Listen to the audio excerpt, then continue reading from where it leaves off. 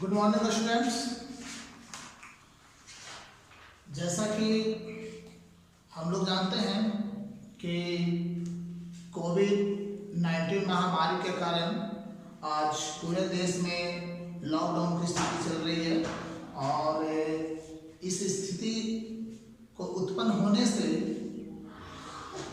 हमारे देश के हर क्षेत्र में, चाहे वो एजुकेशन का हो, चाहे बिजनेस का क्षेत्र हो, चाहे बैंकिंग सेक्टर हो, हर जगह पे काफ़ी नुकसान उठाना पड़ रहा है। खास करके बच्चों को तो बहुत परेशानी हो रही है। वो जो स्कूली बच्चे हैं जो स्कूल में शिक्षा ग्रहण करते हैं, तो और ऐसा नहीं लगता है कि तुरंत लॉकडाउन टूटने वाला है। कम से कम मई, अप्रैल, मार्च, मई, जून, जुलाई तक तो ये चलेगा। इसलिए बच्चों को पढ़ाई को कंटिन्यूटी बनाए रखने के लिए गवर्नमेंट ने ऐसा दिशा निर्देश जारी किया कि बच्चों को सोशल डिस्टेंसिंग का पालन करते हुए जो है ऑनलाइन शिक्षा दी जा सकती है।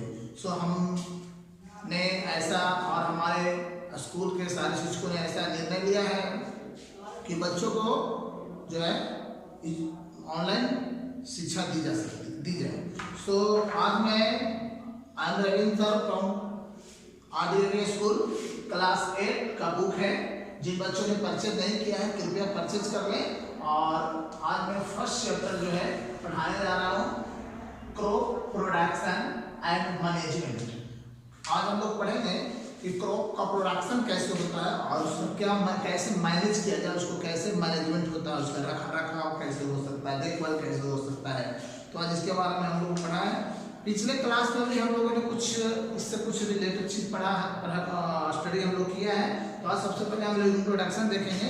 तो इंट्रोडक्शन में सबसे पहले देख लेते हैं कि needs and sources of food.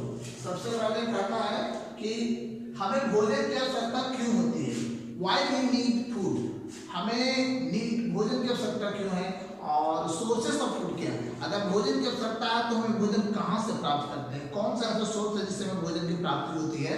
तो आज हम लोग उसके बारे में देखने जा रहे हैं।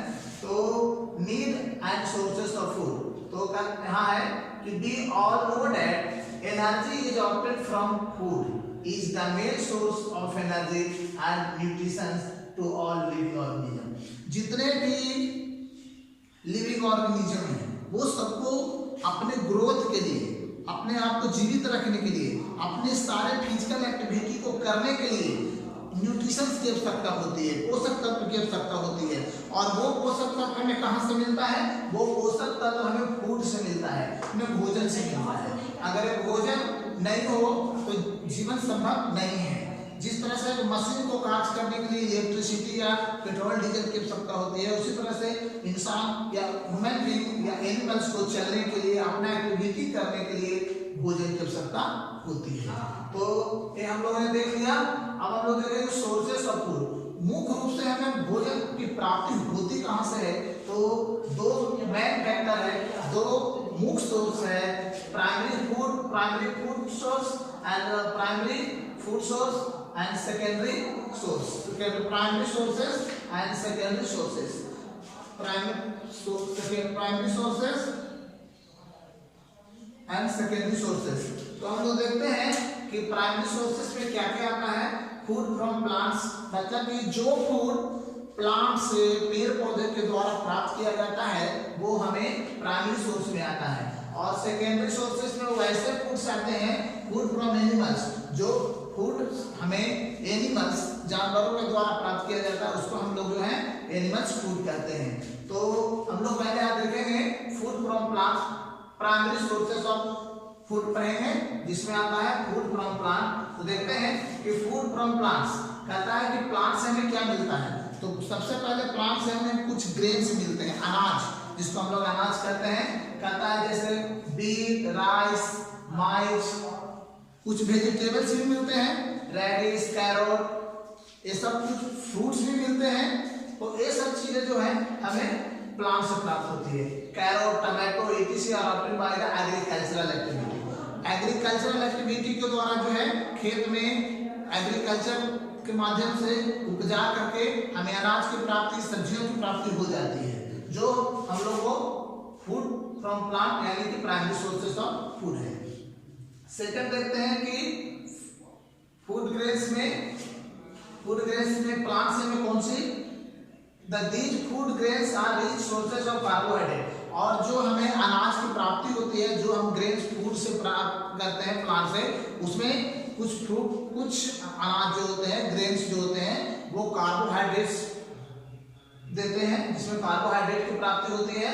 और कुछ के हैं जिससे हमें फाइबर्स की प्राप्ति होती है। और पल्सेस भी एक प्रकार का ग्रेन ही है जिससे हमें प्रोटीन की प्राप्ति होती है। खास करके प्रोटीन की प्राप्ति पल्सेस से ज्यादा किया जाता है, जैसे ग्राम हो गया। जैसे pulses are protein rich seed such as gram, pea, moong, urad, arhar, etc।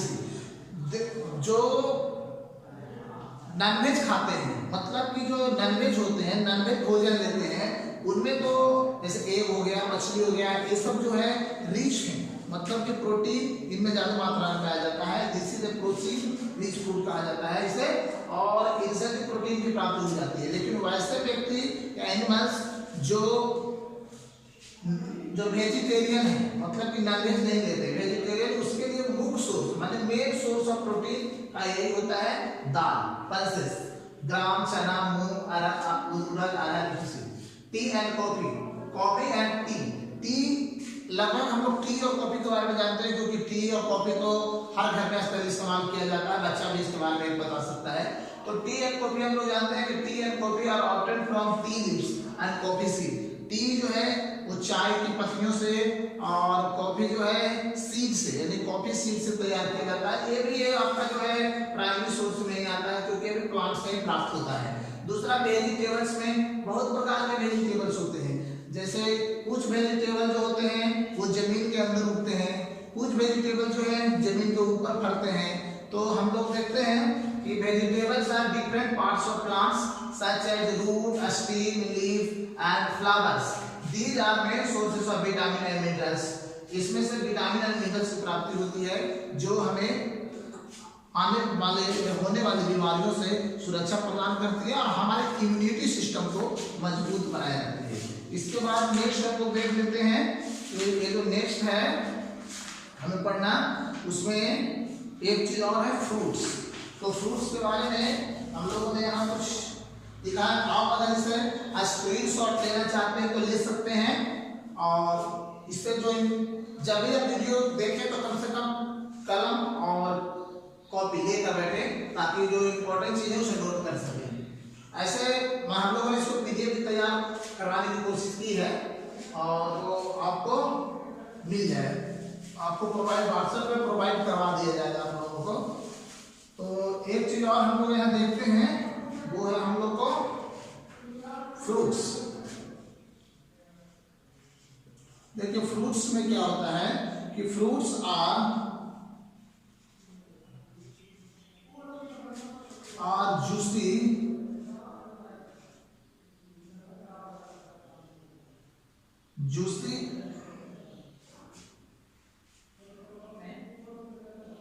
and rich